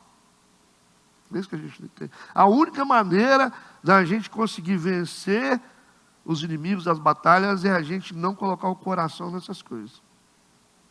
Não coloca não. Segue a Bíblia, gente, segue a Bíblia. Fala, Senhor, o Senhor está mandando, eu vou fazer. Eu não posso, cara. Se a pessoa... Se eu ficar fazendo só as minhas vontades dentro de igreja, que você, eu não gosto de você. Eu fico só meu pai, eu sou provado nisso o tempo todo. Tudo bem? Vamos encerrar. Oremos. Deus, obrigado por essa manhã na tua casa, na tua presença. Guarda-nos, Senhor. Leva-nos em paz. Que tenhamos um culto mais do que abençoador. Que os nossos corações estejam alinhados com a tua vontade. Nós te agradecemos por tudo. Em nome de Jesus. Amém.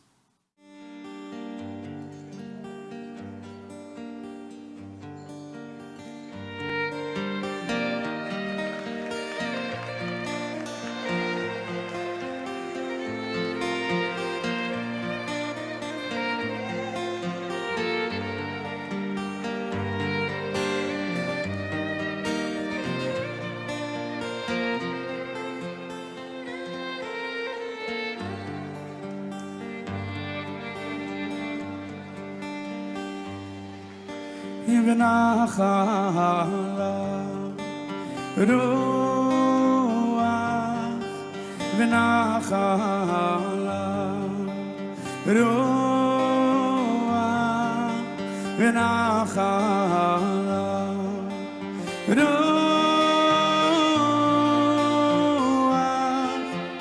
רוח השם